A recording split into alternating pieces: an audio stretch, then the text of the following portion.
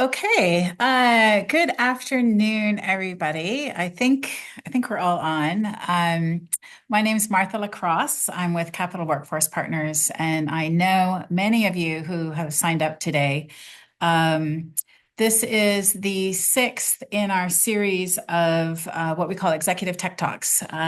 We designed this series at Capital Workforce Partners to introduce job seekers to Hartford area tech companies, to tech professionals, and then to different types of tech roles, and to talk with some of our tech professionals about how they got to their roles, what tools they use, et cetera. Um, I know that many of you are either looking to break into the tech sector. You've received some tech training. You've earned some tech credentials. I know that is not easy to do, and now you're kind of out there. You're hitting the market, and so hopefully this will provide you with some new information and some new contacts. Some of you are also firmly in the tech sector, but you're looking at exploring other roles. And so, what we're talking about today is data, which really underpins just about everything. So, I'm going to ask everybody to, if you can, to please go on video, but also on mute. It's easier for us when we see people and we can kind of respond to people. And then, of course, it's easier if we don't have the background noise. So if you can, We can't go on video with the webinars. oh, okay. Sorry about that. You can't go on video, but you can go on mute. So if at the very end of this conversation, we'll open it up to Q&A, and so then just be sure you go off mute. And we've got a chat function here at the bottom, so you can, if you're not comfortable speaking in front of the group, you can enter a question into chat. We did receive some questions in advance, so thank you for those who put that in. And I think we're going to be covering those questions in the course of the conversation. But if not, of course, just feel free to ask the question again at the end of the conversation. So today's conversation is around data roles, data analysis, data research, data exploitation, visualization, all of these things that you've seen in your job search. And we're kind of expanding it out to include the nonprofit sector. So what we have learned now, particularly in this economy, I think it's no secret that a lot of the tech firms are not hiring at the entry level rate that they were. We're kind of back to pre-COVID levels, but certainly tech is not going away and data is not going away. So where are those roles? They're in the non-tech sector. So they're in different types of organizations, healthcare organizations, insurance organizations, and also in the nonprofit sector. And so, I think that many of us are out there. We're kind of looking to give back to the communities, to do public service, and in order to inform the decisions that are made by these organizations, we need the right data. When I talk to employers, they very frequently speak about AI and the impact that AI is going to be having on entry-level roles in particular.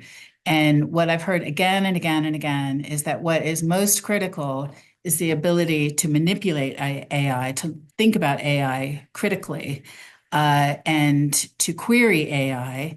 And for that, you need a thorough understanding of data. AI is working with data. It has to be good data, garbage in, garbage out. And so, that ability to really understand how data works and how it's presented and how it can inform decisions is critical across all sectors.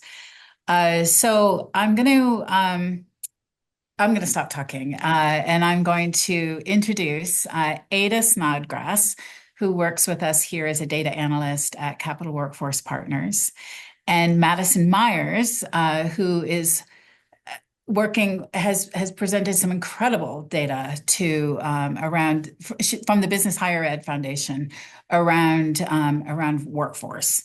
So this is kind of a twofer.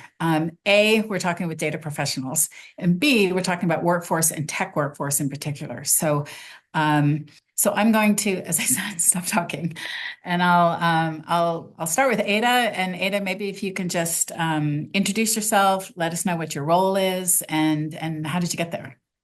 Absolutely. Hi, everyone. Like Martha said, my name is Ada. I'm a data analyst at Capital Workforce Partners. We are working to close the skills gap within the North Central region of Connecticut. My background is actually in natural resources and conservation, so my journey definitely was not traditional. But I really got interested in tech when I started utilizing GIS tools to map terrain, trail systems, different things like that. I had a big curiosity in spatial analysis and how tech could solve real world problems. So that curiosity really led to a passion for data analytics. So I went ahead and found an online boot camp in Python. That was incredibly interesting, and I still use a lot of those skills to this day at my current position. And yeah, it's been a fun and really interesting journey to becoming an analyst. Great. Hi, everyone. I'm Madison Myers. I am a manager of workforce partnerships at the Business Higher Education Forum. You'll notice data is not in the title of my job. And I'll share a little bit about BHEF first, but BHEF, we're a national membership organization of business, higher education leaders working together to identify emerging skills, but also to create more inclusive pathways from education to work.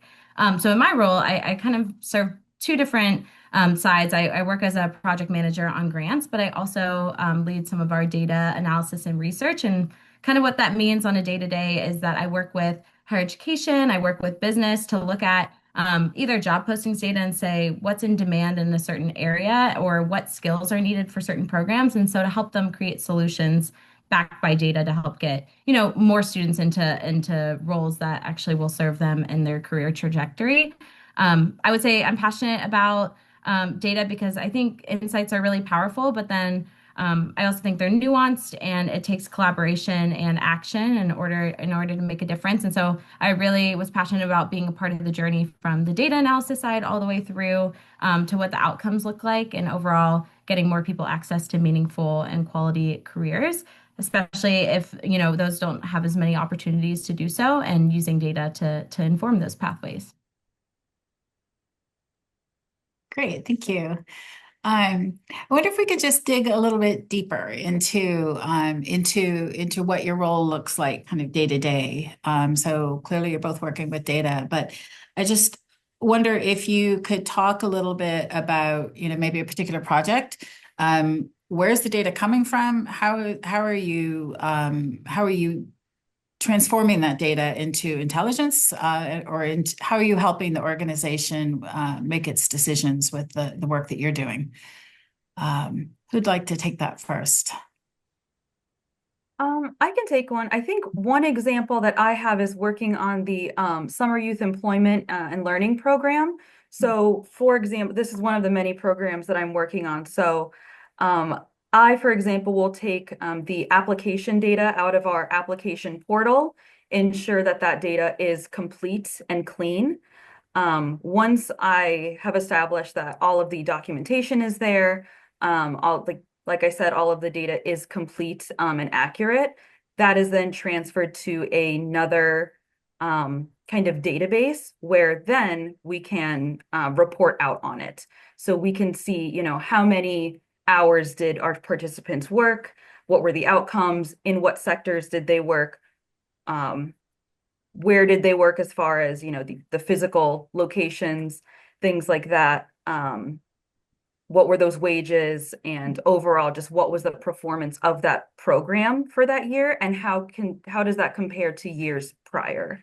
So overall, my day-to-day kind of looks like, for any program I'm working on, cleaning the data, making sure it's accurate, making sure it's measurable, and ensuring that I'm able to show our higher ups, this was the outcome of XYZ program during XYZ time and how it compared. So that's primarily my role, is ensuring that I can show outcomes. And this is it's a Hartford program, isn't it? So it's involving state public funds. So I imagine that that the funders, the state, is very interested in Oh, the yes, outcome reports municipalities, too. because it's Hartford, but also all 37 towns in our region. Mhm. Yes, Okay. but a huge emphasis on Hartford, absolutely. Yeah. Where I've seen some of this displayed, and maybe you had a role in this, was, of course, every year we're looking to ensure and to that the success of these programs are widespread so that we can continue the program. Yes, Because there are hundreds, thousands, I think, of thousands. yeah, of young people who are getting good work experience as a result of this program. hmm Yeah. Yeah, it's very rewarding to see, Mhm. you know, where young people in our region are getting their first employment experiences. Mhm. Yeah. How about you, Madison? Yeah, I would in some ways consider myself a little bit more of a data generalist. So my background is in my degree was in actuarial science, which is, I can share a little bit more about that later. But um, in my role, I use a data platform that actually scrapes all of the data for me. So I actually don't do any of the scraping on a day-to-day basis. But what I do is download the data in large data chunks. I'll manipulate it a little bit. And then I'm really focused on creating the data visualizations from that, and then also distilling what the takeaways are and how that impacts our partners in certain regions. So, an example of that would be we work on an initiative in Connecticut called the Tecton Accelerator, where we're partnering faculty with businesses in order to develop a specialized program for certain tech roles. And so, my role in that would be looking at the labor market data, looking at the jobs posted in the region, seeing what companies are looking for, who the companies are, what skills they're looking for, and really taking all those insights, distilling them into a way that's really digestible for a variety of, both business leaders, faculty, higher ed leaders, a bunch of different stakeholders, and kind of pointing them in the right direction of where they should put their time and investments and programs to create. So I would say a lot more of the data role that I've come to is really taking large chunks of data and then distilling that to different types of audiences. Also another way is through blog posts and writing. Here's an interesting trend we're seeing in the labor market, and what does that mean, and what are the implications for our partners? And so also that writing aspect of not just taking the data and making a visualization, but also contextualizing that into what's meaningful to our partners and how that affects them in their day-to-day life. The that whole both of you are speaking to it. Where do we put our time? Where do we put our resources? What do we focus on? Particularly now, I mean, technology is always changing, but particularly now, it feels like it's light speed. Things are changing, and for universities, it's probably hard to keep up with. What skills are we teaching in order to make people employable because the technology and the jobs are changing so fast?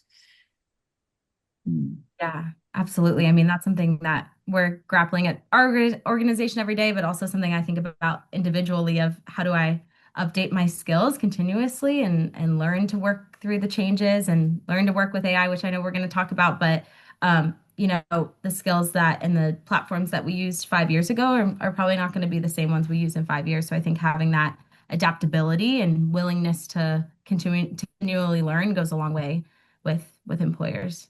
Yeah. Well, I certainly don't need to tell any of the participants in our group because they hear it every day from everyone, but the lifelong learning, lifelong learning, lifelong learning, it's never ending. Yeah. Would you be able to, Ada, just before we jumped on the call, you said you had an example of some of the data that you've been able to put together. Is that something that you'd be Certainly. able to share with us and walk us through? Absolutely. Let me go ahead and share my screen.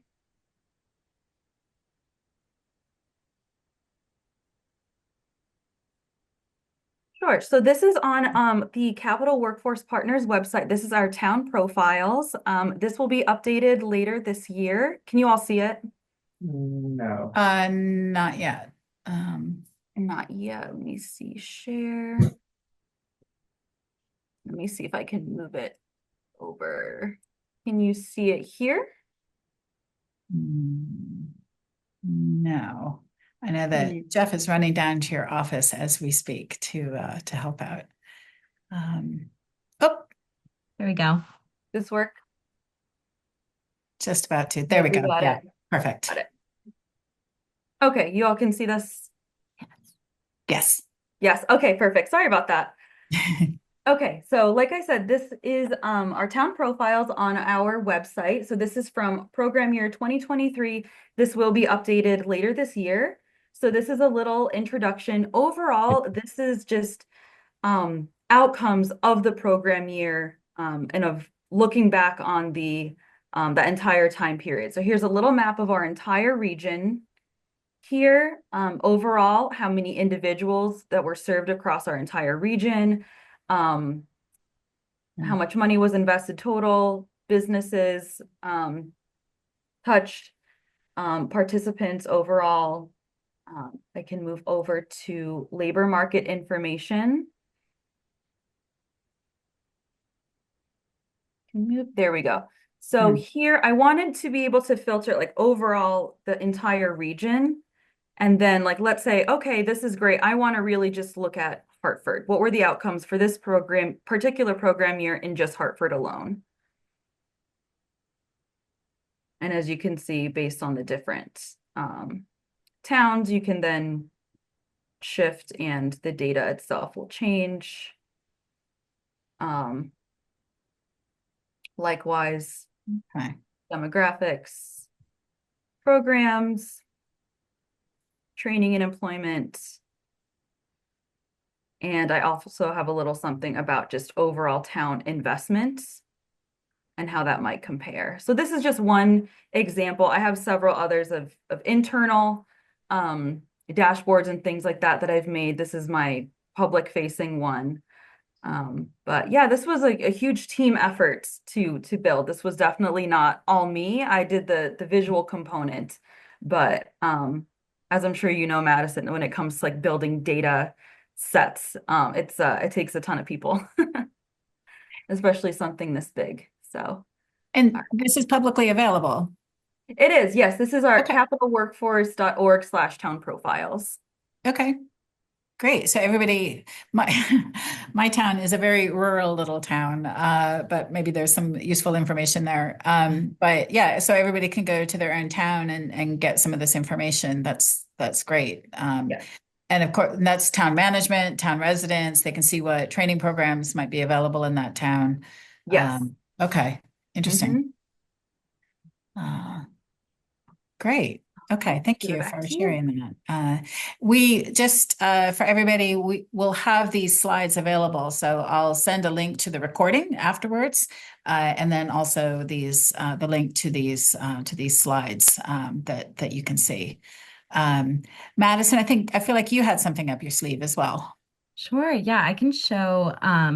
So I mentioned a lot of my, role is I also do a lot of writing for the organization. So this is an example of a publication that we put out. I can share the links on, what are the skills that are growing in demand across the nation. And I think that, and so this graph is showing skills that are growing, but also those that are diffusing across a bunch of different industries. So for example, we're talking about, data analysis is traditionally we would think of that as a tech skill 10 years ago, but now we know it's diffusing across a bunch of different industries. So this is just an example of something that I would put together for like a report purpose. Okay. So would you be able to kind of walk us through some of the points there? Yeah, sure. Yeah. So here so this is all scraping of, again, I don't scrape the data, but I pulled a bunch of job postings data on how often skills are being requested in job postings across the country. So when you see this projected growth, that's based on previous job postings, number of job postings for each of these skills. And then I compared, so I took the skills that are projected to grow the most. And then I said, okay, how often are these skills being asked for in different industries? So I looked at finance versus technology versus professional services versus manufacturing. And so the further on the right these skills are, the more that they're spreading across a bunch of different industries. And the different colors are representative of the different types of skills. So, for example, the yellow are showing business skills, the blue are showing durable skills, what we would think of like presenting skills, communication, human skills. And then the blue are showing technical skills. And so the whole point of this was to kind of show, we know that durable skills are needed across a variety of industries, but we're also seeing this growing reliance in different industries. I think this is exactly what you pointed to at the beginning, Martha, is that tech jobs are needed across all types of industries. And so that's kind of what we're starting to see this diffusion of. And I think, if we look at this graph or a similar graph in a couple years, we'll see everything moving even further to the right. Mhm. Okay. So this is actually going to be a really useful thing. I feel like this report we have up on our Capital Area Tech Partnership, at least our LinkedIn page, but this is something else, this publicly available link. I'll make sure Yeah. it gets sent out to everybody. And yeah, okay. There is just an anecdotal. We looked at some labor market information data and showing the increase. I've never seen anything like it, but the increase in job postings that reference AI skills Mm. and how rapidly from January, how rapidly it was going up. And I don't know what would you, it's like a cliff face. Like this. Yeah. Yes, Yeah. yeah, exactly, across every single function. And so, that's just another thought for those of you who might not have a lot of tech experience. You certainly have exposure to AI. You've certainly got some exposure to tech concepts. And if you can couple that with some previous experience, functional experience like HR or finance, there's still going to be roles for you and a home for you. So, just trying to encourage everybody to think broadly about where they apply their skills, because there are still a lot of roles out there. It's just a matter of where you're looking. Okay, great. Thank you for sharing both of those examples of your day-to-day work with us. Um, so I wanted to ask you a bit, Madison, you were mentioning data scraping. Ada, you mentioned Python and you mentioned GIS. Are there some tools that you rely on?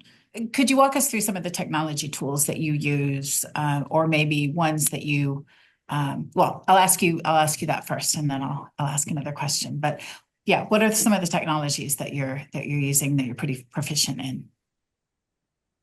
Madison. Yeah, I can start.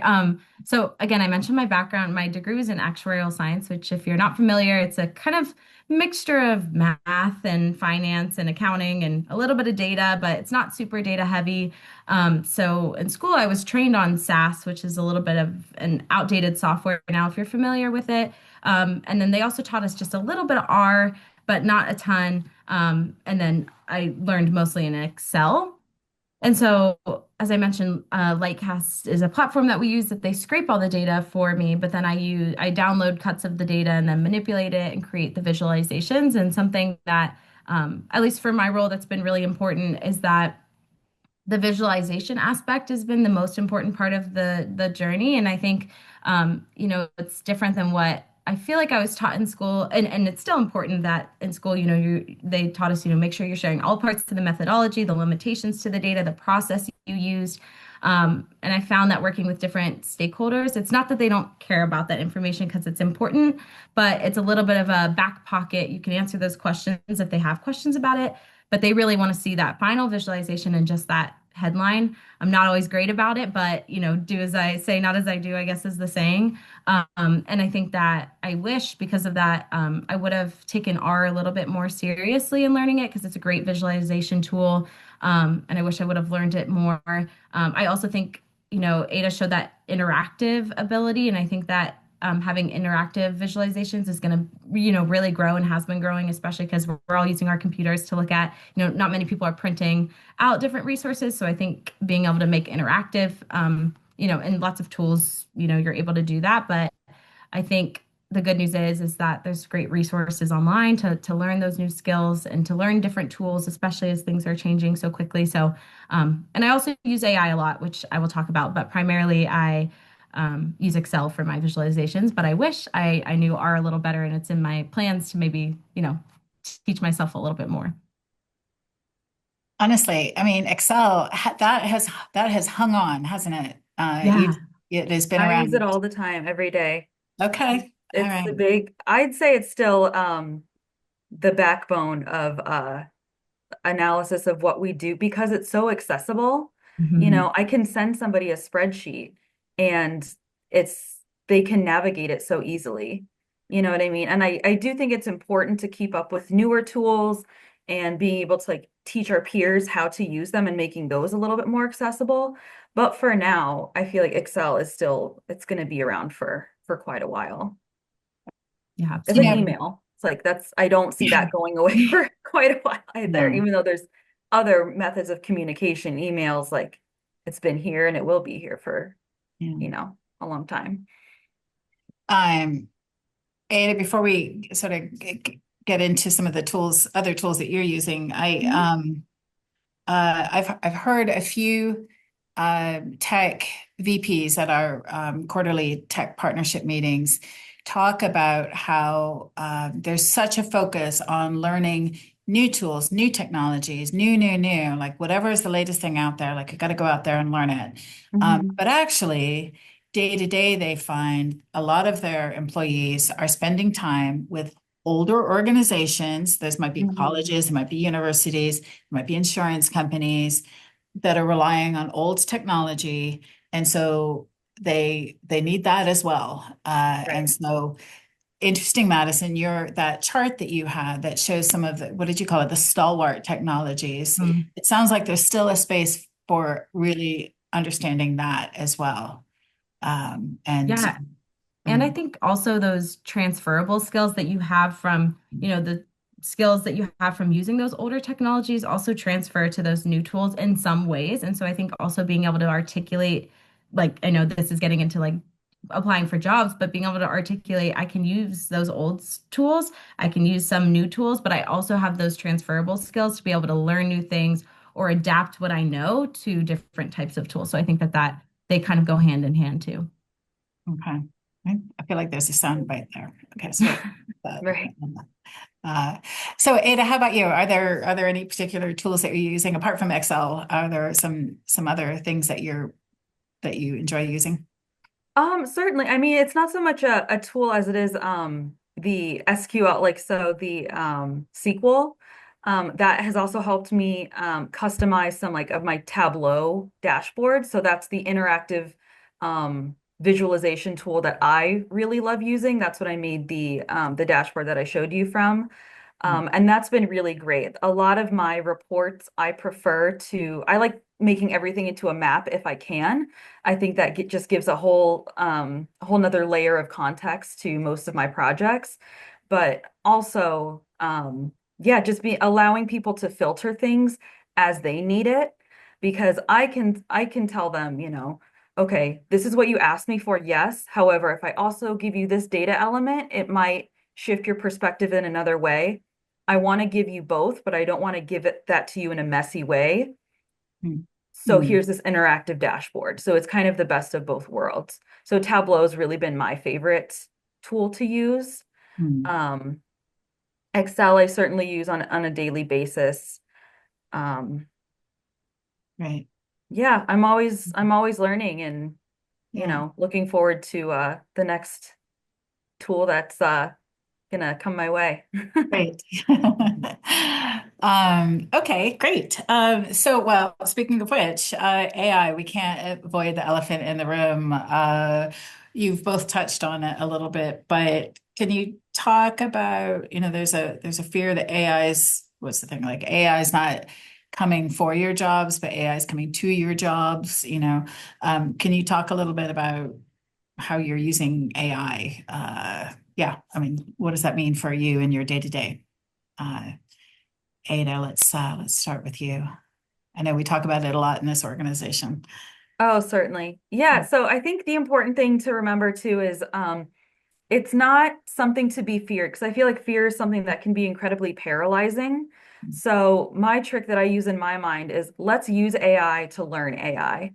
Um, that's been something that's kind of gotten me over the intimidation of like this very new wave of the unknown, sort of. So I use it in like a really small example is like, okay, I have this huge data set I need to clean. There has to be a faster way of, doing this. Instead of searching all over Google for this, more efficient Excel formula, ChatGPT can give me this. Mm. For us at especially like a nonprofit, we have to be very careful about sensitive data. So there's not a ton that I can put in. Like I really can't like put in analyze this data set for me. That's not something I can use AI for. But I can use it for, you know, in this scenario, what skills may I be lacking if I'm approaching a project like this? Mm. What are some free resources where I can level up my skills? So Mm. that's more where I use it. I use it as a learning resource and tool. Um, Mm. so yeah, that's kind of, I don't know if that quite answers your question, It but definitely does. Yeah, yeah, it doesn't sound like it's taking your job or no. yeah. Okay. Okay, how about you, Madison? How are you manipulating it? Yeah, I've been really excited about AI, especially because, I don't have as much background or I just don't have a ton of data background. And so I use it primarily as a thought partner. And I would say I mostly use ChatGPT, whether that's by comfortability. I'd like to step into other ones, but that's what I use now. And as long as I'm using it, I'm happy. But I primarily use it. I put in my data visualizations, a graph I made, and I'll say, okay, what are your takeaways from it? What are your observations? What are things that are confusing in the graph? What's not clear? And so I like to say I use it as my like family feud, like ask 100 Americans what they think of this thing. And so I use it as a proxy for how my audience would respond to a graph. Uh, Um, Interesting. yeah, and then I'll also sometimes I'll put in, I have this set of data. I don't really know how to visualize it. What would your recommendation be? And it'll put a little mock-up of a graph. It's not usually great, but it's Mm. good to take as inspiration for and just a different way to think about it because sometimes I find myself falling into the same, like I make the same things and I, make the same formatting. And so it's nice to kind of have a refreshed view. I would say it's been a positive for me, but I can't necessarily speak to how it's going to impact every data role. I think that that's something that we're all trying to figure out, something my organization is trying to figure out. But I think, and Ada touched on this, is the most important thing is like keeping your skills up to date and also just learning how to, and not being afraid to learn new things. And I think learning how to work with it because it's not going away. I'll also say, specifically for being a sort of tech professional at a non-tech company, I noticed that you sort of become a person that people go to for tech related questions, even if you don't necessarily know all the answers. I think, you might have someone from marketing or someone from leadership coming to you, especially if you're early in your career and they think, oh, you might have been taught more of these AI tools more recently. They'll come to you and ask questions about how to use an AI tool or what is it. And I think just positioning yourself as prepared to answer those sort of questions and also have fun learning it because it's a great way to show kind of, this is what I'm doing and also show that you're open to learning new things. I'd also say it's great. I know we're going to talk about this later, but a little bit of a good interview question to ask, how's your organization thinking about AI? Because and how it's impacting their work because it's on everybody's mind and they'll want to know that it's on your mind too, even if you don't have all the answers that you're just thinking about it in terms of your skills. So sorry, that was long-winded, but No, no, no. But that is a great question. And I've never really thought about that. That is a great question to ask. Sometimes we're stuck in interviews when they say, and what about you? Do you have any questions? But yeah. you'll get a real sense for how forward leaning they are in with that type of question. So that's a great one to ask. I'll put that in my list when I'm with Yeah. job seekers. Yeah. And I will just add one other thing is that there's some data out from PwC and a couple others about the wage premium that AI skills add, especially for tech professionals. So even just having it on your resume, on your LinkedIn, it could get you a boost in your wage. So just that's another, and I can share that data too, if that's helpful. Okay. Great. Okay. Thank you. Okay. Last question. I feel like we could go on and on, but I will ask one last question and then we'll turn it over to for open Q&A. And that's you also touched on it a little bit there, Madison. So it's a good segue. But so we've got here about 30 individuals that are looking for new tech roles.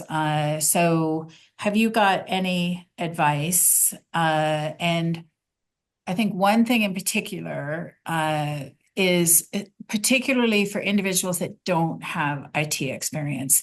The data shows that most organizations are hiring for IT roles and they're looking for what they call entry level, but that requires 1 to 3 years of IT work experience. And so for individuals that don't have that work experience yet, have you got any advice for them on how they can get it and showcase it? I'll let either of you address that one. I I can can, take this one first, if that's okay. yeah.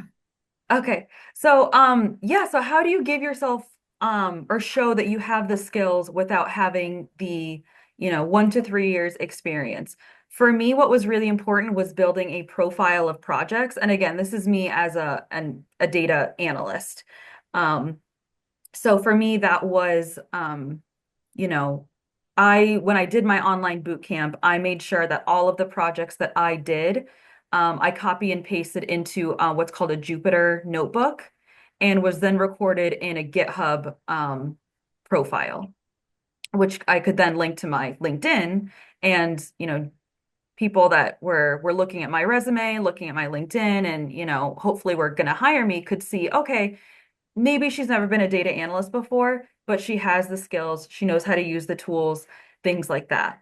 So that's my big, piece of advice is, learn the skills, but show people that you know the skills. Mhm. Um, yeah, that's build a portfolio Okay. is my advice.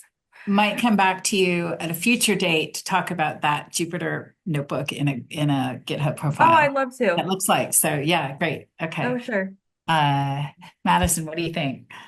Yeah, I have like 5 tips that I wrote down, but one of them is the developing a portfolio. So I'll start with that. And I would say I'm not as familiar with GitHub. I don't have anything like that, but I took my projects that I did in classwork or just like personal projects that I thought would be fun, making sure I have a writing sample with it.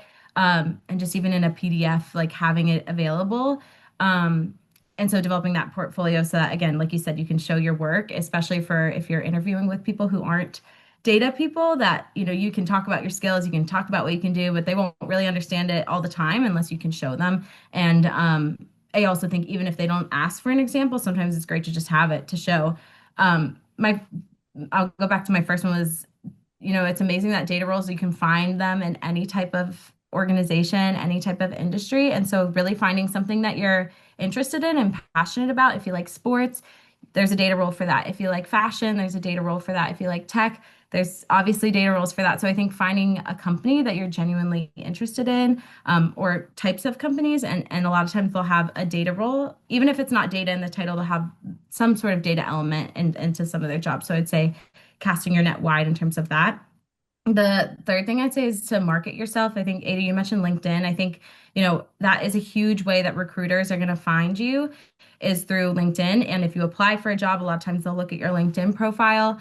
A little insider baseball, but we, use another data platform called LinkedIn Talent Insights. It's a lot of HR execs use it to search, okay, I'm looking for somebody with data analysis skills that lives in this area. And it'll match them to profiles that have that on their profile. So it's not just showing, okay, I have this certification, but listing that as a skill on your LinkedIn can be really helpful for showing, and just showing up on recruiters when they're searching. And also, it's a great place to put your, portfolio, and also even writing a post about, this is something I did and these are my thoughts on it, so that it kind of, goes to your audience. I would also say looking at, it's a hard labor market. And I think that sometimes employers aren't looking right now for full-time work all the time, but they might hire somebody to do freelance or consulting for shorter term projects, which if that's something that you're in a position to do, can be a great way to gain little bits of experience that really add up, and can kind of get you a step into the market. I also think that it is a great way to keep your name in their pockets because they're going to say, this person already knows how to work with my staff. I already know what kind of work they do. And so they're going to come back to you if they like what you did, if they have a different opportunity available, maybe that's for full-time work. Um, and also casting a wide net of what you're applying to. I kind of mentioned that with the industries, but I think that from my experience, employers don't always signal in their job postings exactly what they're looking for. They're working on it.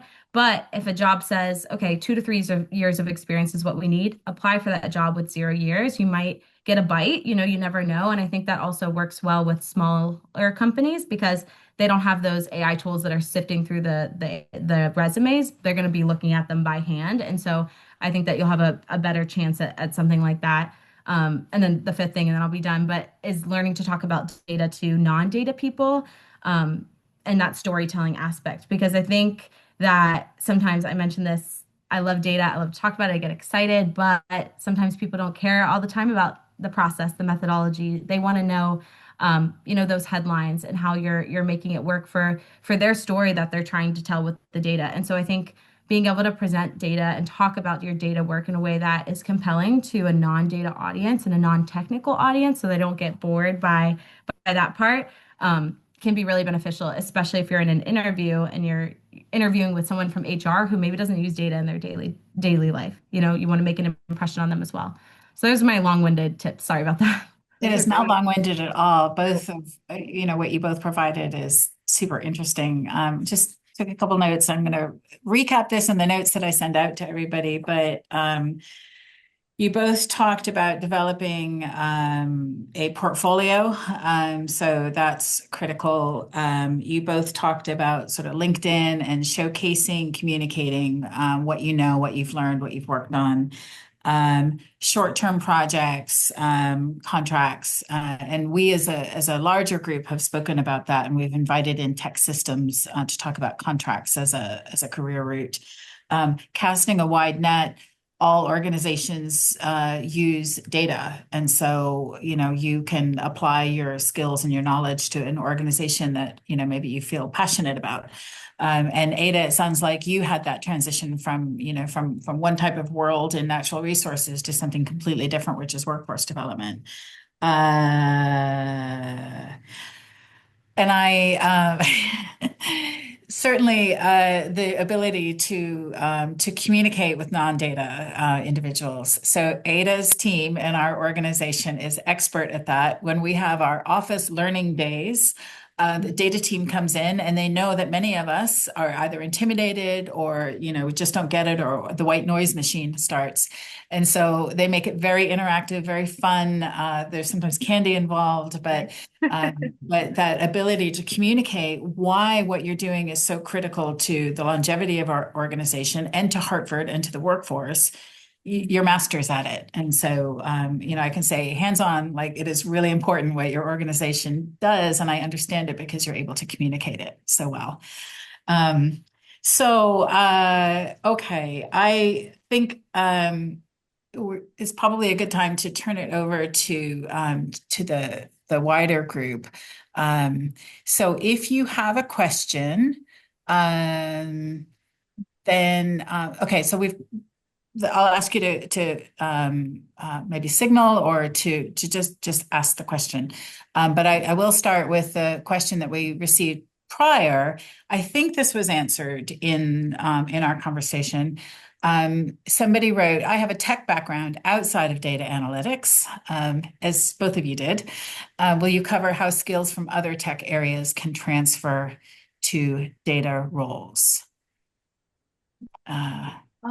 I know for me, a lot of my emphasis was on like working with large and complex systems. Just overall like problem solving and logic was something that I had to really emphasize in interviews of just like, you know, the data I was working with was very different, but I can take raw data and show you the insights and help you make a decision based on all of those things. That's what's important. And if you have a tech background, you already have all of those skills. It's just knowing how to sell it, knowing how to translate that, because you are capable and you already do have most of the skills, that you will need. Okay. And that portfolio that you referenced, that's a way of communicating it and showcasing Yes. as well. Yeah. Mhm. Okay. All right, Jeff, how do we, if somebody has a question, what's the best way? Is there like They a hand can, raising or? If anybody has a question, you can utilize the Q&A button at the bottom or the chat button and submit a question in there. And we can unmute you once you submit the question.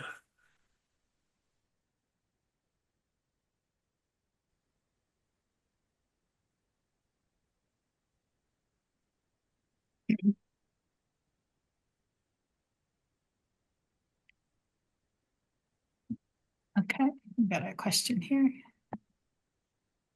Hi, Aicha. Uh, do you want to? yeah. Aisha is unmuted now. Okay, go ahead, Aicha. Marta, how are you? Good, good. So I had a question to Ada, if she remembers any specific projects or achievements early in her career when she was transitioning into the data analyst role. Specifically, I know. Let me tell you before you start, so I have a math background. I have certifications in Python, Java, SQL. So I Mhm. need to build that GitHub portfolio that you had mentioned. Yes. So I need ideas. That's why I was asking you if something helped you stand out when you were applying for jobs. Oh yeah, absolutely. So to be honest, what was really helpful was the learning platform that I was using had built-in um, projects for me to do, which was really wonderful. So the learning platform that I was using is called Data Camp. I tell everybody about it. I swear they should sponsor me. And so that was really helpful. It's to me a lot more affordable as well, accessible than, something like the Google certificates and things like that. So that had built-in projects for me where I would literally like copy and paste the what was on my screen into a Jupyter notebook and then push it into my GitHub profile. And that whole process you could learn from probably like a YouTube video of like how to build a GitHub portfolio. And then as far as, if like let's say you don't go the data camp route, which is completely fine, getting ideas for those portfolio projects, that's where I would use AI as well, of like, give me an idea Yeah. of a data analysis project around you know, whatever you want. It could be an imaginary, cookie sales company. It could be, something like you know, labor market information in your town. Really, like you could go wild, like something like your hobby. Yeah, use AI to get really creative with your portfolio, because it doesn't really matter what the data is. It's showing that you know how to use the tools and skills.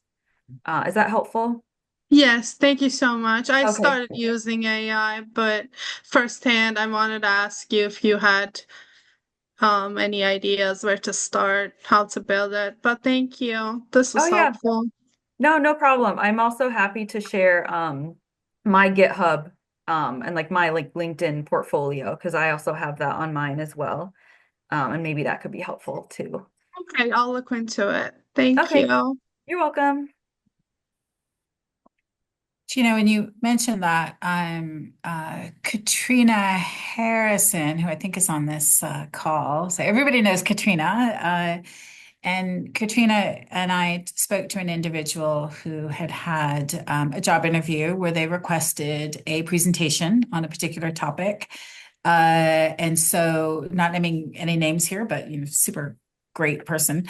And so, the question is, as they're waiting for a response from the employer, like, is there anything to do with that data? And so maybe this presentation is valuable, right? And so maybe that is a project which could be showcased in some way.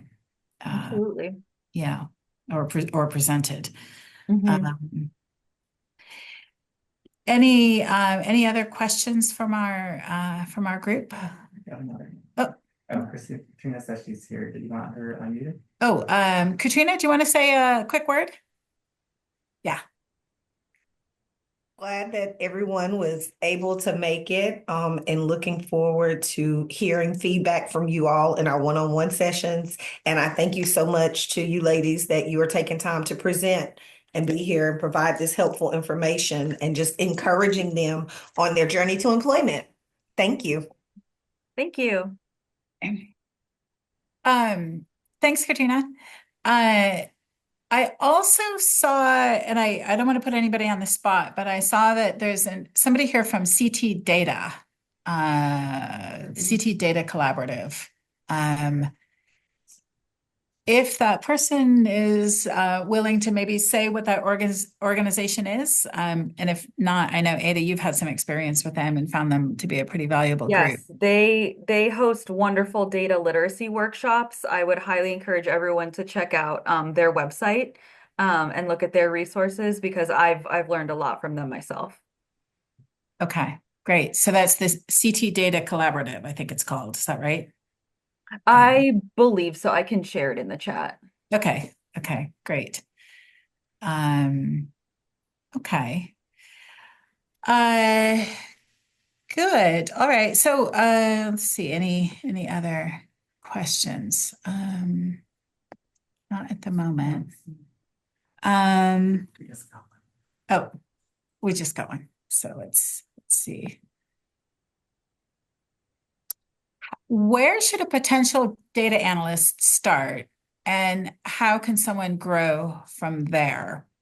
Okay, so yeah, we've kind of maybe started the conversation at the midpoint. Somebody who already has interest or has a bit of training, but could you think of maybe a ground zero starting point for a data analyst to, like, where would they start learning about data and pursuing that as a path, if not a college program? I would say, I think Ada, you mentioned a couple boot camps maybe, as well as I would say there's a lot of great books out there on different programming tools and languages that you can read. And actually those ones, sometimes they'll have example projects in the back of those books that you can use to build your portfolio. So I would say that that would be a great place to start. Okay. That I think the most accessible and free learning platform for me that I use all the time is YouTube, to be honest. So just putting in their intro to data analytics. What is data? How is it used? Just to really see if that's the path that you want to go down.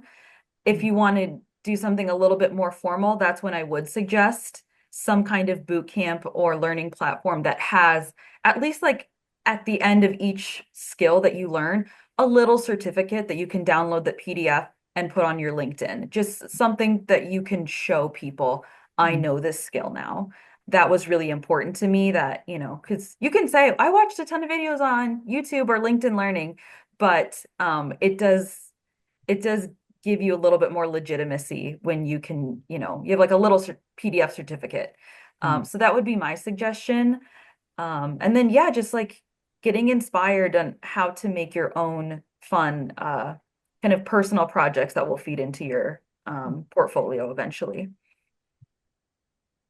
I like what you both kind of referenced, was finding an area that you're pretty passionate about or interested in, and then thinking about the data implications, the data needs of that field. I do know that some of the individuals that we've worked with and who are now working in IT roles have kind of reached out to do volunteer projects, whether it's in their town.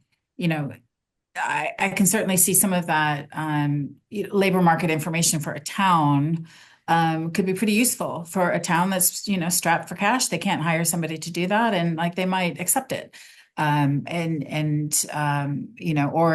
Or a faith organization, or the neighbor, your favorite restaurant, or whatever it is, there's probably an organization out there that would benefit, particularly nonprofit organizations that would benefit from some data expertise and somebody to look at what they do differently or how they present what they do differently.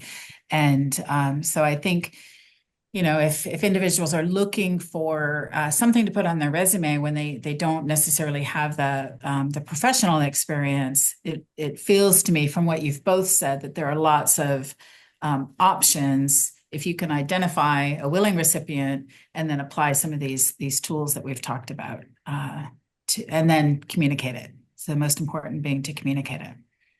Certainly. I actually, in doing research, for like volunteer opportunities, I found a couple. I'm not completely familiar with either of these, but they might be worth, our audience looking into for themselves. There's a site called Catchifier, volunteer your data analytics skills. Great. That looks like one that could be really interesting. Help nonprofits with CRM, program monitoring and evaluation, conducting data analysis, and more. And then my second one I have for folks as well is volunteermatch.org. And this one was really cool because you can put in your town and put in if you want in person or virtual.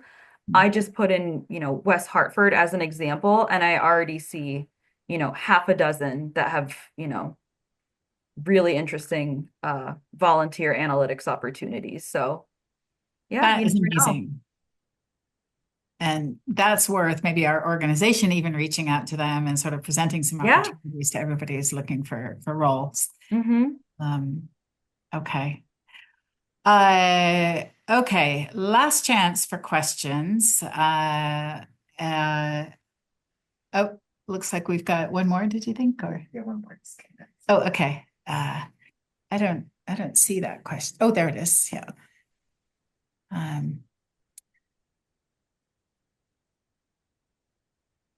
Okay. Yeah. Okay. Question. Hi, I'm from a construction background, then had career gap of 7 years. Yep. Now you've completed some certifications in data and business analyst. So do I need to show my past experiences? I'm joining in an entry-level role.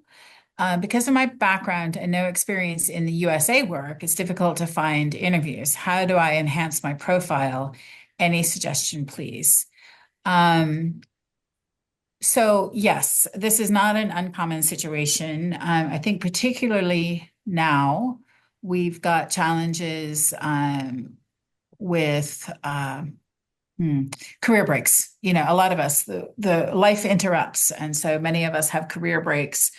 And that's not maybe the stigma that it used to be 5 or 10 years ago, or certainly when I was, first out on the job market. What I'm going to suggest is that we speak offline. We'll loop in Katrina. So one of the things that Katrina and I work together on is individuals, and then really kind of looking through what your work experience is.